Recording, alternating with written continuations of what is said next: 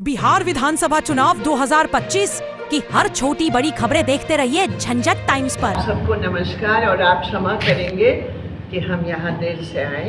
इमाम जी ठीक। तो अभी हम बिहार में आए हैं, लेकिन बिहार की पॉलिटिक्स तो हम लोग बहुत नज़दीक तरीके से फॉलो कर रहे हैं और जो हम देख रहे हैं और सुन रहे हैं और जो पिछले 20 साल की 2 साल को छोड़कर जो नीतीश जी का रिकॉर्ड और मोदी जब से आए हैं दिल्ली में उनकी डबल इंजन सरकार का जो रिकॉर्ड है, उससे बिल्कुल स्पष्ट है कि बिहार की जनता परिवर्तन चाहती है। नीतीश जी और मोदी जी की डबल इंजन सरकार को हटाना चाहती है।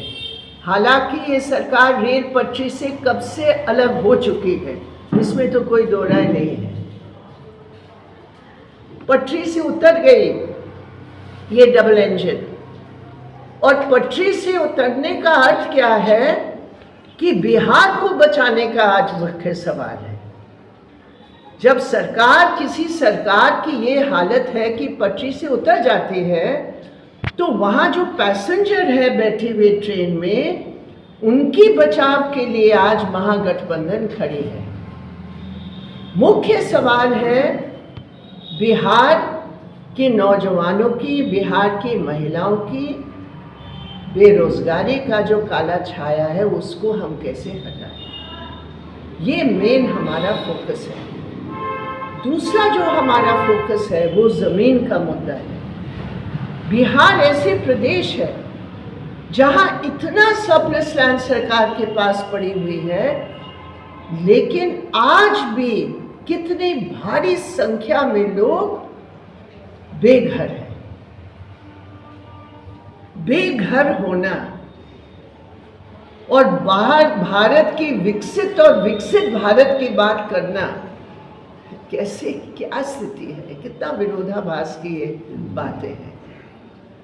और तीसरी बात मैं कहना चाहती हूँ, और ये मुझे बहुत दुख हुआ क्योंकि हम लोग नीतीश जी को कितने वर्षों से जानते हैं और कितने उनके लिए हमारे दिल में इज्जत है। पॉलिटिक्स से जब वो हट गए थे, जनवादी पॉलिटिक्स से, तो निश्चित रूप पर एक दूरी तो पैदा हुआ ही है।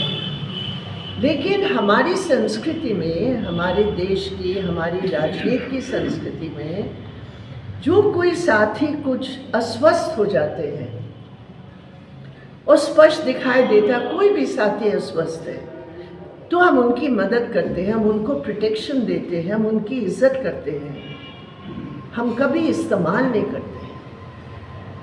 लेकिन बीजेपी ऐसे दल है जो इस्तेमाल के अलावा उनकी राजनीतिक भाषा में कुछ और है ही नहीं।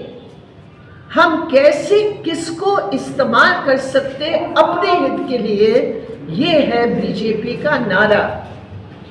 और आप देखेंगे देश भर में जिस तरह उन्होंने यूज और थ्रो पॉलिसी को उन्होंने अपनाया, इसलिए हम ये साफ कह रहे बिहार की जनता को कि बीजेपी ने इतनी, मतलब ये कदम उठाकर वो पूरा धोखा दे रहे हैं बिहार की जनता को, बता नहीं पा रहे हैं। मोदी जी आकर कहते हैं कि मोदी और नीतीश लीडरशिप है, लेकिन सीएम कौन बनेगा उसके बारे में कोई शब्द नहीं। आप देखिए बिहार के प्रति उनका रवैया। अमित शाह कहते हैं बिहार में भूमि नहीं है उद्योग के लिए। दरवाजे के पीछे से अडानी को कितने हजार बीघा जमीन 1 रुपया में कितना पैसा दिया किसी को पता नहीं है, और किसको कितना पैसा दिया ये भी किसी को पता नहीं, लेकिन लोगों को पता है कि अडानी को दिया।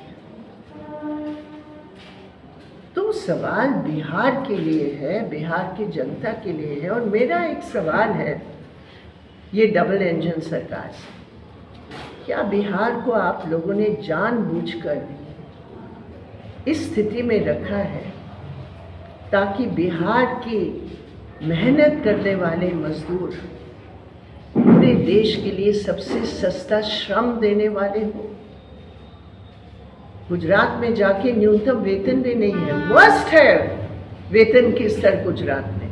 आप बिहार की मजदूरों को वहाँ भेज रहे हैं मजबूरी में, दिल्ली में भेज रहे हैं। हम बिहार के लोगों को देखते हैं, काम कर रहे हैं ट्रेड यूनियन में उनके साथ, क्या स्थिति है वहाँ।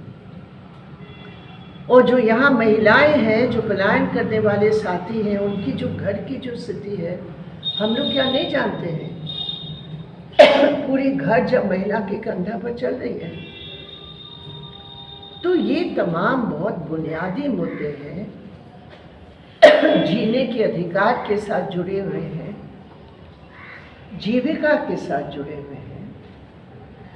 महागठबंधन के तेजस्वी जी के नेतृत्व में जो शपथ पत्र वहाँ पटना में जारी किया है, जिसका फोकस रोजगार है और भी बहुत सारी चीज़ें हैं, उसके साथ साथ लेफ्ट की तरफ से, CPIM की तरफ से बिहार की गरीब जनता के लिए क्या क्या हमें करना चाहिए, वो भी एक बहुत बड़ा मुद्दा है। और साथ मिलकर निश्चित रूप पर बिहार की जनता का भविष्य को देखते हुए वो महागठबंधन को विजय बनाएंगे। और इस इलाके में हमें गर्व है, इस विभूतिपुर इलाके में अगर पूरे MLAs की अगर आप रिकॉर्ड देखेंगे, हालांकि सबने ज़रूर बहुत मेहनत की, लेकिन निश्चित रूप पर जो यहाँ विभूतिपुर का जो हमारा MLA का 5 साल का रिकॉर्ड है अजय कुमार जी का, वो तो सभी मान रहे हैं, जो भी पार्टी के हो, लेकिन सब ये मान रहे हैं कि अजय कुमार ने जिस निष्ठा के साथ वहाँ काम किया, जहाँ भ्रष्टाचार पूरा फैला हुआ है, काम करने के लिए बगैर पैसा का कोई काम नहीं होगा। यहाँ विभूतिपुर में अजय जी की लीडरशिप में लाल झंडे की विचारधारा के आधार पर एक अच्छा, बहुत ही बढ़िया मिसाल उन्होंने पेश किया 5 साल। तो हमें उम्मीद है कि आने वाले 5 साल में अजय जी को पिछली बार जितनी बहुमत मिली उसका डबल बहुमत से वो जीतेंगे, ये हमारी उम्मीद है। Okay.